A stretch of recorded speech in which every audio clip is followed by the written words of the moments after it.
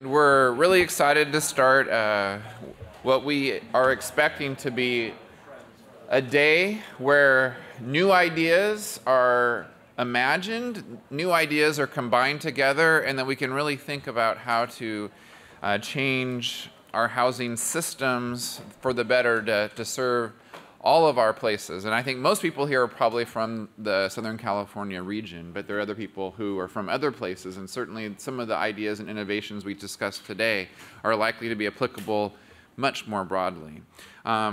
My name is Gary Painter. I'll introduce myself first. I'm the director of the USC Sol Price Center for Social Innovation, as well as the newly launched Homelessness Policy Research Institute, which we'll talk a little bit more about this afternoon.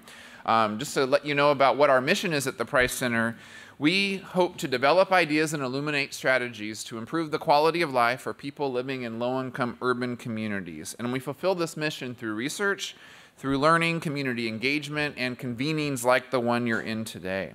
It is my distinct pleasure to welcome you to the event this morning. Now, before I do that, one of the things about this particular convening, this summit, that's going to be a little different than some you may have participated in before, is it's going to demand that each one of you participate in multiple ways. One such way is that we're going to have live polling that's going on in and during everybody who's speaking. So you'll see that on the screens behind you. So without further ado, as you're kind of learning all of that, what I'd like to do is to introduce you to our dean, Dean Jack Knott. Dean Knott is the C. Irwin and Ione L. Piper Chair and Professor of the USC School of Public Policy, and he's led the school in this role since 2005. Under Dean Knott's leadership, the Price School has experienced significant growth and strengthened its position as a clear leader in public affairs research and education. In addition to several major gifts, he was instrumental in securing the school's naming gift, a $50 million endowment from Price Philanthropies in 2011, which also established the Sol Price Center for Social Innovation. Dean Knott has kind of shepherded the Price School's ascent in the national rankings from I think when these rankings were first addressed, we were at number 9, moved up to about number 7 in 2008, and this year we moved up to number 2 among public affairs schools nationwide. Please join me in welcoming Dean Knott to the podium. Well, thank you, Gary, and good morning, everyone. On behalf of the USC Sol Price School of Public Policy, let me welcome you to this very important conference. All of us are here today because we recognize the urgency of the housing crisis which has befallen the Golden State. Think of the following bit of information. California is home to more than 1/5 of the entire country's homeless population. Our state's overcrowding rate for all households is more than double the national average. And here in LA County, 75% of residents can't afford to buy a medium-priced home. Those are pretty dramatic statistics. And these are not just faceless statistics either. These numbers represent real people, real families who are facing very difficult struggle. Solving these difficult, complex problems requires not only ideas, but also action. And today's program is a great example of the ways in which the Price School strives to bring together both of these necessities. Throughout the school's 90-year history, we've fostered collaborations with external partners as the most important way to address issues of public policy and urban development. And in doing so, we've sought to advance the school's mission of improving the quality of life for people and their communities everywhere. As Gary mentioned, we're not only old, but we're also highly ranked. And I would like to mention that in U.S. News, they rank subcategories. And in the subcategory of urban policy, we are ranked number 1 in the country. So this is, thank you. So this is a passion for us, and it's a focus for us as a school. We conduct research that addresses some of society's most pressing challenges, and we try to inform decision makers at all levels. We focus also on the future. We have around 2,000 students in the Price School, and we're educating and hopefully inspiring them to go out and do great things in the public, private, and nonprofit sectors and become problem solvers and leaders of the future. We're also an interdisciplinary school. We bring together these disciplines in a holistic way in an effort to solve problems. Urban problems are not the priority of just one discipline, whether it's sociology or political science. It's really bringing these things together and looking at the problem as a whole is how we make progress. So within our school, we have these aspects of shaping urban housing. Public policy and governance, hugely important. Public and nonprofit management, healthcare, and urban planning and real estate development. We bring all of those disciplines together to focus on housing. In addition, we have entered the dialogue, both nationally and locally, on the topic of housing. Our faculty have been interviewed both by U.S. News and World Report, but also the Atlantic City Lab, KPCC FM here in Southern California, or the Orange County Register locally also. While we are proud to help shape some of this public dialogue, we are equally committed to trying to find innovative, applicable solutions. And I want to just give a couple examples. The director of the USC Luss Center, which is part of the Price School, is Richard Green. He'll moderate one of the afternoon panels. He recently served as the senior housing finance advisor for the U.S. Department of Housing and Urban Development, and he's currently also a member of the LA County Board of Supervisors Tenant Protection Working Group. So in addition to running the center, teaching, doing research, he's also sharing his expertise at both the national and local level. Many of the alumni who graduate from our Dollinger Master of Real Estate Development program and our bachelors in real estate development are doing extraordinary work in housing. One of these, for instance, is he's an alum of our master's degree, led an effort to repurpose the unused historic church in Long Beach into 25 apartments for low-income seniors. And this was a joint public-private venture with creative financing to make that happen. And today, it's the thriving residential community that's improving the lives in the neighborhoods around it. And then I also should mention our path-breaking Ross Minority program in real estate, which aims to really diversify leadership across the real estate field. Those of you who are in real estate development or real estate finance know that most of the people in that field look like me. And there's not very many people of color, and there's not very many women. And one of the things we are trying to do, both with our undergraduate degree and with the Ross Minority Real Estate Program, is to change that. And we have now about 45% of our undergraduate real estate students are female, and we're hoping that becomes a pipeline. And the Ross Minority Program is mostly people of color from the communities around USC. And last but not least, Gary mentioned the new United Way partnership with the Center for Social Innovation. That's also a partnership with LA County and the Hilton Foundation to establish a homelessness policy research institute. I'm very proud of that. We just got additional 3 years of funding. We just announced this recently, so we're very excited about that, and Gary will talk about that later. So this Housing Policy Research Institute is just kind of the latest illustration of how the Price Center seeks innovative bridges between research and practice and leads efforts to develop data and spark change in low-income urban communities. It also serves as another chapter in carrying on the enduring legacy of our namesake, Sol Price. Now, when I talk about Saul Price, everybody over 50 knows exactly who he is, and everybody under 50 never heard of him. So he was the founder of Price Club, which eventually merged and became Costco. So when I mention Costco, all the students, oh yeah, Costco. But what they don't know about him is that he became very active nationally in social policy. He joined the board in Washington, D.C. of the Urban Institute and of the Center for Budget and Policy Priorities. And he was involved in helping develop the proposal for the Earned Income Tax Credit, which eventually became law. But his main focus was on innovative, comprehensive approaches to revitalizing the City Heights neighborhood in San Diego, which at the time, in the 1990s, had the highest crime rate in the county and was beset by substandard housing and few public services.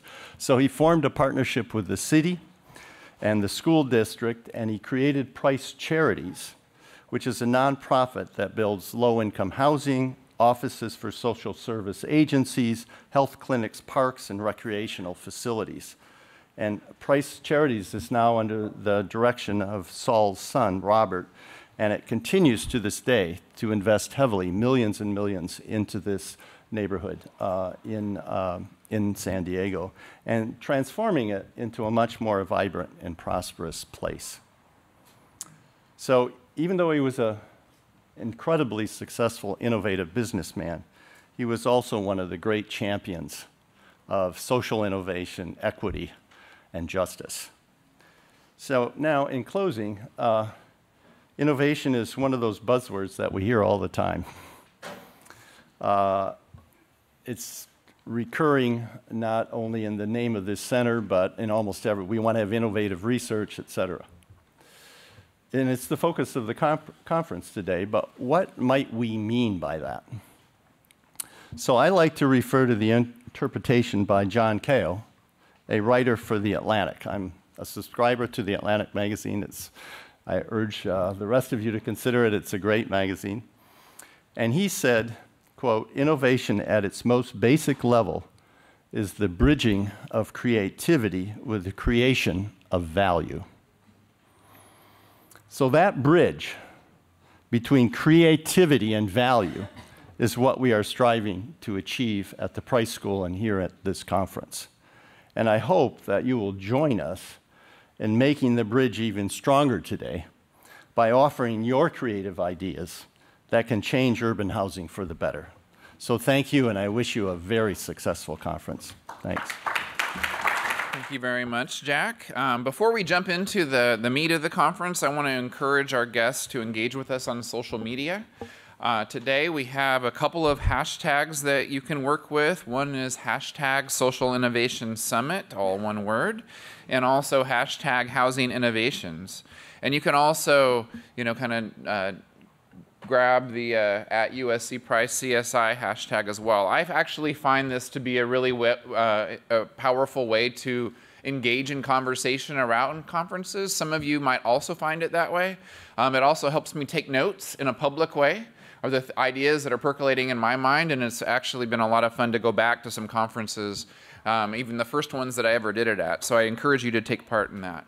I also want to thank and acknowledge Jane and Eddie Lauren for their generous support of today's summit. Eddie is the co-founder of Strategic Realty Capital, and they're currently piloting an innovative new project focused on naturally occurring affordable housing in Los Angeles, and he's going to have the opportunity to share more about this in the afternoon. Eddie and Jane, would you please stand just so we can acknowledge your support? Thank you.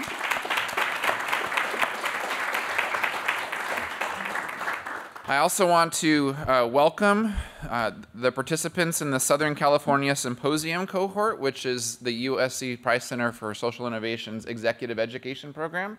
They're going to be here today, and they're also going to be here tomorrow for some additional learning. Could all of you just kind of give a wave and a shout out for those of you who are here from the Southern California Symposium? I see some of you not waving. All right, let's go. Welcome, welcome.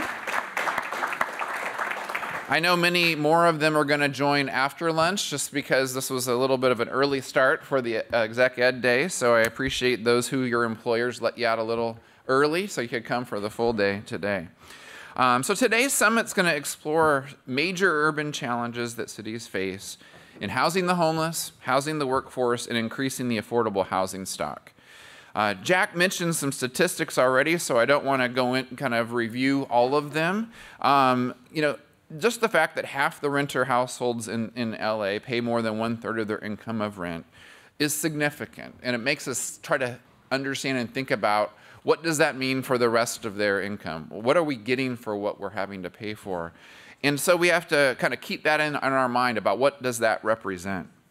The fact that people face increasing rent burden makes many households, especially those who are of middle or lower income, face a myriad of choices, many of which we don't understand the long-term implications as much as we could. They might have to move further away.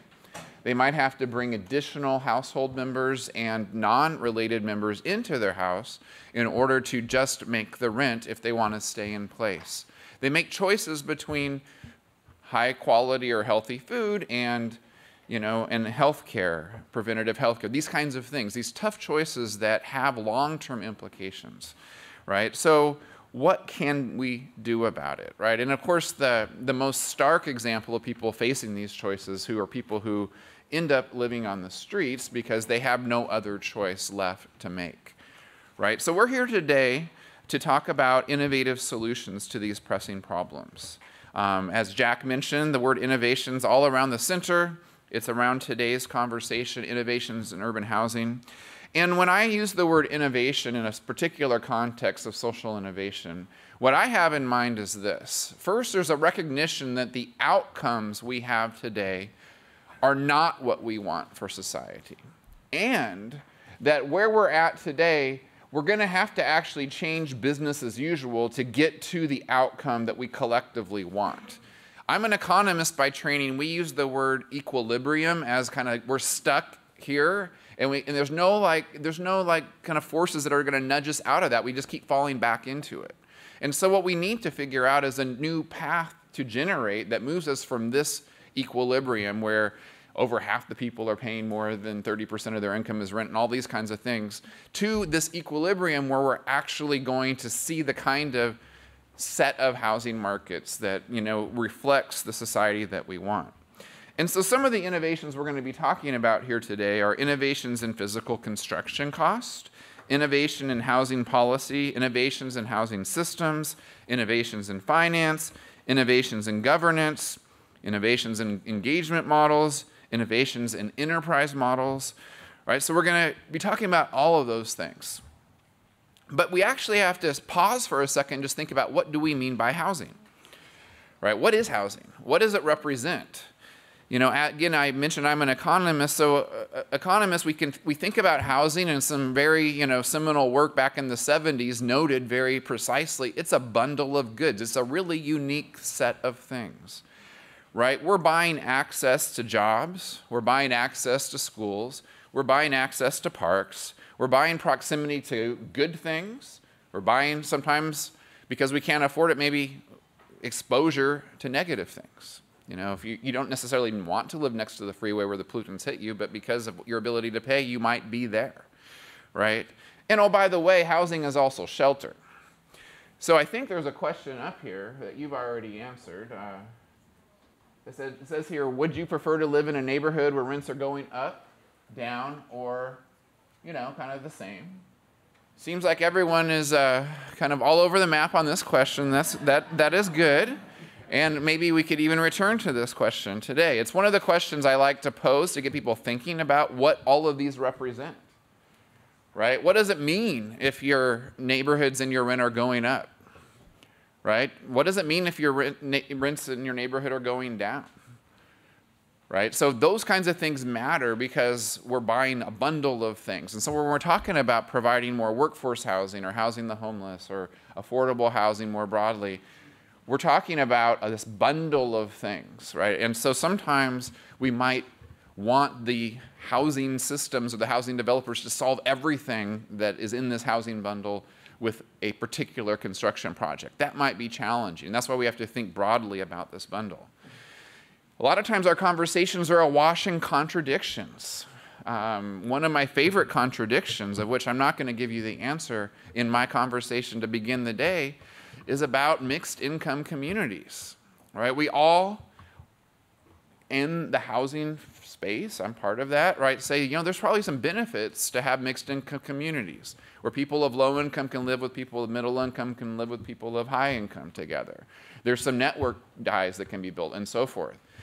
But, oh no, we don't want gentrification, right? Now, there's a reason why we might be thinking about different things when we're thinking about why we don't want gentrification and why we do want mixed income communities, right? Are we uncomfortable yet? What about density? Right? We want to densify. We want to densify. And density is really good, right, for middle income, high income people. We want them like in the downtowns and walkable and all those kinds of things. But what if you densify people who have very low income, right? You start thinking about Cabrini Green. You are thinking, oh no, we don't want to do that. So is it the density? Is it the structure type?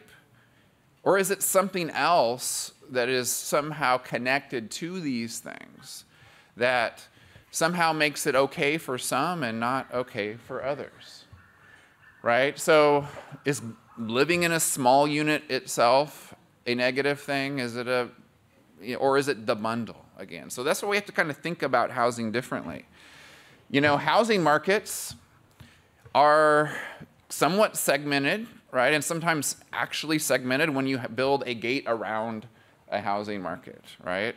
But there's systems of housing markets. So whether today we're talking about workforce housing, affordable housing, housing the most vulnerable, the homeless, it's kind of hard to talk about one without the other, and that's really the genesis of today. You can't talk about just doing one thing for one part of the population because it is all connected, it's interwoven. And based on that insight of being interconnected and interwoven, what we really want to talk about is kind of the framework of a social innovation framework for kind to try to figure out solutions to this. And what's critical in an innovation framework, whether it's social or private sector, is that it's an iterative process of concurrent design, implementation, and evaluation of pilot programs and test strategies which provide a flexible, responsive approach to policymaking that accounts for risk and continuously generates new knowledge about this work. This innovation framework is a valuable alternative to traditional sequential and linear models of policy development, which are often insufficient and slow in the response to a dynamic economic and policy environment, right? Should all solutions be subjected to an innovation framework? The answer is certainly not. There's a lot we already know what to do. There's an evidence base that says you should do more of something that works, and we should put our efforts behind those things that work. But we should also recognize that there's still some ideas that need to be developed to solve these problems that keep us stuck in places. And so that's what it's about. And so a social innovation framework says that we can't just look at one policy by itself. So you can't just look at rent control by itself. You can't just look at inclusive zoning by itself. You have to think about a portfolio approach to solving these problems. And the good news is we're seeing that kind of ethos in and around. You just saw the city council in the last 2 weeks, kind of pass 3 ordinances almost in sequence around housing, some for permanent supportive housing, some to speed up the process of development, all those kinds of things. That's the kind of acting that you need along multiple dimensions. So in that sense, we have to think about, if we care about housing the homeless, you have to think about the system you're creating to address all pieces of the housing market. And so what is the goal? What is the North Star, if you will? It's got to have these elements. It's that people do have, everyone has access to shelter. We want to think hard about congestion and access to these sets of things that are attached to place, jobs, schools, kind of the environment, the safe environment, et cetera. We want people to have the opportunities for mobility and choice about which neighborhoods are going to be best at what times in someone's life cycle, right? So we need to have this system of places where people can grow their families and evolve as time moves on.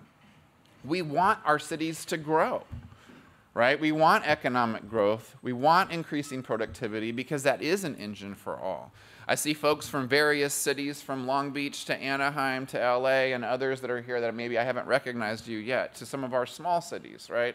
You're all here because you actually, part of your job is to make sure economic growth happens. But we need economic growth to happen in a way that accommodates everyone in our cities, right? And so doing that is this, again, thinking about this in this complicated kind of portfolio dynamic framework. We can't simply just fight over when one piece of land is open. It's an either-or proposition. It's either for affordable housing or permanent supportive housing for the homeless, or it's, for market housing. We have to think about it as, again, part of a system of housing options. So when thinking about this framework, this new model, if you will, of how you approach problems, some of these complex housing, I want you to kind of open your brain a little bit to kind of out of the places where you work most closely and into linking across these systems, these housing markets, if you will, in ways that you maybe haven't done before. So our morning and throughout the day, we're going to begin with a set of activities at your tables. Each of your tables should have a table leader to help you through those activities. And what we're going to start with today is an opening activity focused on empathy mapping, which is going to be facilitated by our friends at Harder+Company. This will be the first of 3 separate interactive activities throughout the day designed to help us refine our understanding of the urgent housing problems we face and identify innovative solutions that can be implemented both in the short term and in the long term. The morning will continue with our first panel, which will explore innovations that can be implemented to expand workforce housing for our region's labor force. Following the workforce panel, we're going to have a second activity of the day and then lunch and a keynote address by Allison Clark, Associate Director of Impact Investments at the John D. and Catherine T. MacArthur Foundation. Our second panel is going to be comprised of experts from the public and private sector who will explore innovations to increase the affordable housing stock. And our third and final panel will be comprised of local leaders who will discuss innovations to house the homeless. This is indeed a timely discussion and one that's sure to provide valuable insight into one of our most challenging issues in this region. We will end the day with a final interactive activity and close out the summit with a reception just in the courtyard outside, so everything will be right here. I want to thank you all in advance for your participation today and your time. I'm really excited to spend the day with you and to learn from you and to learn from those who are speaking. So at this time, I'd like to introduce Joelle Green and Jennifer Moore from Harder+Company Community Research, who will lead us through our first activity. Good morning, everyone, and thank you so much for taking the time out of your day to join us here.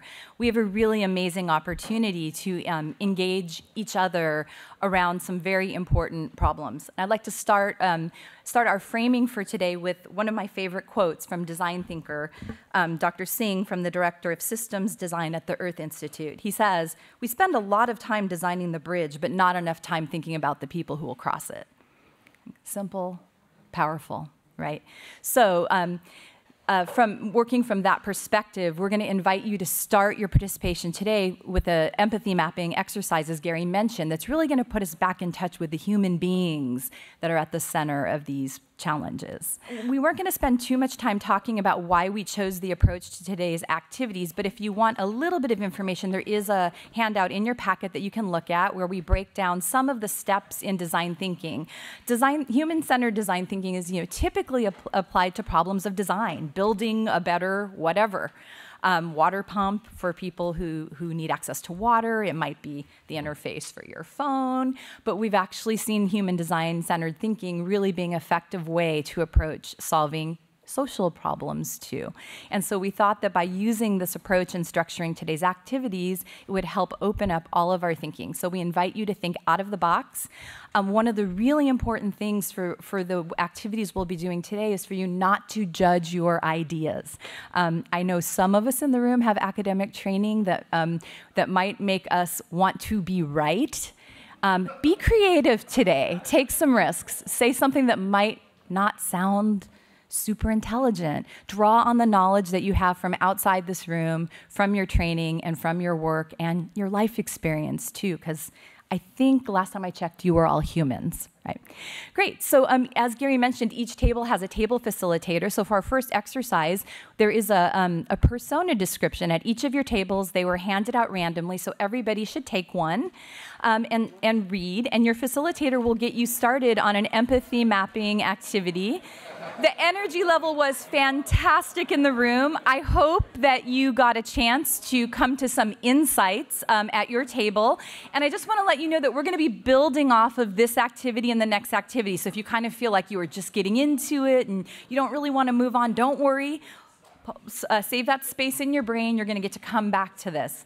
So I'm going to hand off to Gary because we have some amazing panelists here and we want to make sure we hear from them.